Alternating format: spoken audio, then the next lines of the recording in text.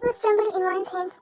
Divorce papers, the end of 7 years of torment. She exhaled shakily, a soft whisper falling from her lips.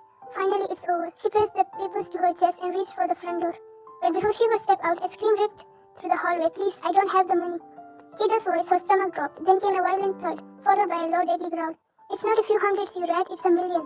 The voice, deep, rough, sharp like a blade, it crawled down her spine with something familiar. Her hand shook, but before she could move, Kida's next words shattered her world. Take my wife. Yes, take her for a night. Just let me go. Everything inside her snapped. Wine barged inside her, rage exploding. You disgusting bastard. She didn't hesitate. She grabbed a wooden stool and hit Kettle with it. Her hair fell over her face, eyes blazing, each strike fueled by years of silent endurance.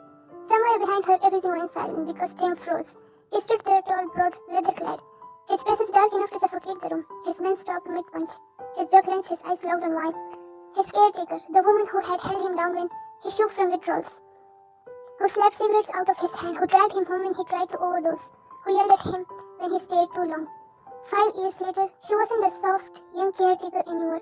She was breathtaking, sharper, stronger, unbreakable, and it hurt him how beautiful she had become without him. Her voice snapped him out of the trance as she threw the papers at Kettle. We are done. Sign it. Kettle growled, shoving the papers away. I'm not signing a damn. A metallic click echoed. Wine froze seeing him. Taehyung stepped forward, slow, deadly. His gun pressed to Kettle's forehead. His voice was a whisper of death. Sign it, or I'll decorate these walls with your brain. Kettle whimpered and instantly grabbed the pen, hands shaking. Wine composed herself as she stood tall, watching with cold, exhausted eyes. When the signature was done, she released a trembling sigh. Finally, I'm done with you. She turned, walking toward the exit, wanting nothing more than fresh air, freedom, anything, but fingers wrapped around her wrist. She froze. Suddenly she turned back. Taehyung stood inches away, shadows hugging him, his gaze unreadable. His voice was soft, too soft for someone like him. Long time no see, Wine. Her throat tightened. She could only note. Then he said it, casual, cold, as if it was decided. You're coming with me. Wine yanked her wrist back. I'm not for sale. Don't you dare put me in the same category as him. I'm not. He cut her off, lifting both hands slightly. I know, and I'm not that kind of man. A short pause. His eyes softened only for a second. I just want to talk. She blinked, surprised at his restraint, then narrowed her eyes suspiciously. Talk, with guns and thugs behind you. Taehyung's lips twitched, not quite a smile, but close. If I wanted something else, you would know. Her glare sharpened. Try it and I'll stab you. Behind them, his men choked on air. Their boss, the man who broke kneecaps without blinking, was being threatened by a woman, and he actually smiled. A slow, dangerous, beautiful smile. He leaned slightly toward her, muttering, still as scary as ever. She scoffed. You haven't changed either, still annoying. You raised a bro. I was joking, Wine. Don't. She snapped, turning away. I'm in no mood for your jokes. Taehyung followed a step behind her, hands in his pockets, eyes fixed on her like he was rediscovering something precious. His men exchanged looks, whispering among themselves. Boss is smiling. Is this real life? She threatened him, and he liked it.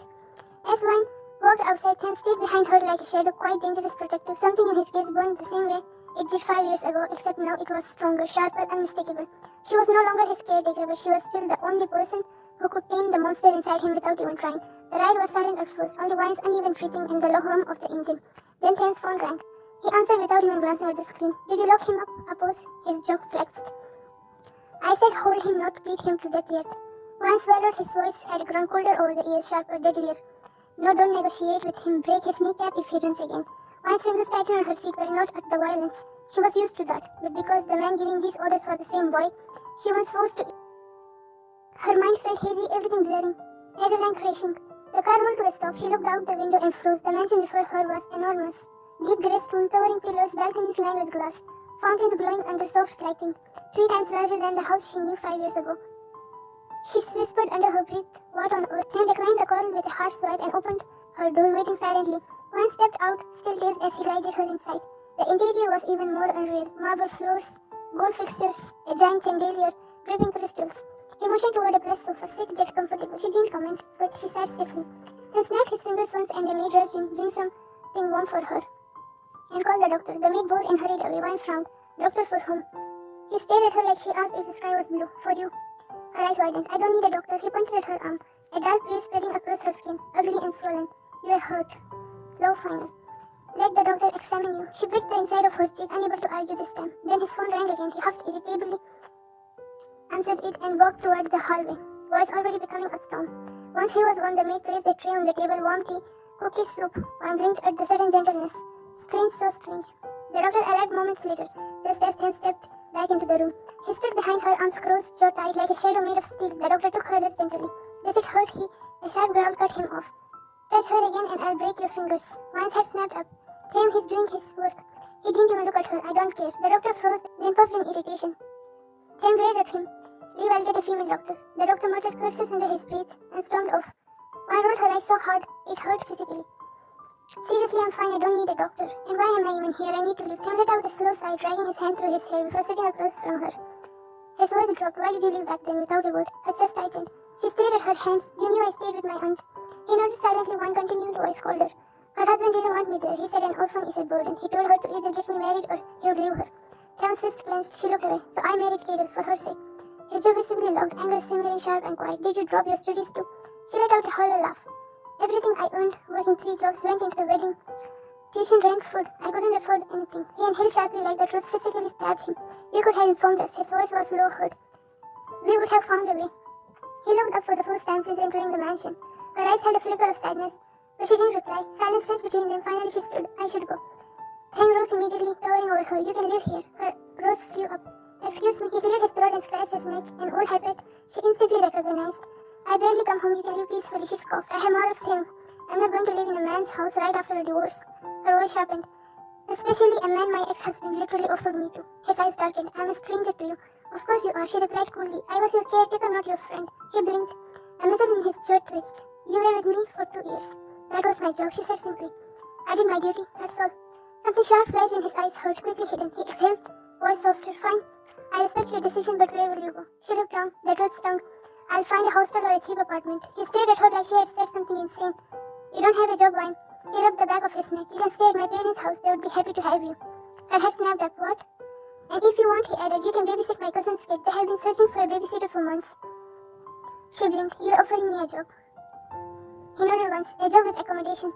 Her shoulders dropped in relief. She didn't want to show. She whispered, can I really? His lips curved barely but enough, yes. She sat closing her eyes for a second before muttering. Fine, I'll take it. His smile softened. Good, let's go. She grabbed her bag and followed him out, mind still hazy, steps unsteady. Behind her, Taehyung walked with a quiet, almost protective calm, and though she couldn't see it, he didn't stop smiling the whole way to the car. When they arrived at his parents' house, Wine knew exactly what was coming. And she was right. The moment Mrs. Kim opened the door, her jaw dropped. Oh my goodness. Mr. Kim blinked twice, then thrice. Is that Wine? Mrs. Kim rushed forward, gripping Wine's cheeks dramatically. Look at you. You have grown so much, so pretty. Oh my god, you're thinner. Taehyung did that man did stop her. Wine snorted. Mrs. Kim, please breathe. Mrs. Kim hugged her so tightly, she squeaked. Mr. Kim ranted beside her about irresponsible aunts and trash husbands. Behind them, Taehyung stood with his hands in his pockets, quietly smiling, the kind of smile that came from deep inside, soft and private, meant only for the sight of her. His gaze stayed glued to Wine's back as she laughed. They dragged her inside, bombarded her with questions, and practically showed her into a beautiful bedroom, prepared just for her. While they forced over her, Taehyung silently stepped back. He lingered for a moment at the doorway, staring at her with unreadable eyes, then left without a word. Time skip. Wine had settled into the Kim household. She took her babysitting job seriously, woke up early, cooked sometimes, and slowly began healing. Then hadn't visited, often on purpose. He wanted her to breathe, to feel safe first, but today he couldn't wait anymore. Now Taehyung strode into the living room, looking around sharply. He frowned. Mrs. Kim raised an eyebrow. Mr. Kim folded his arms knowingly.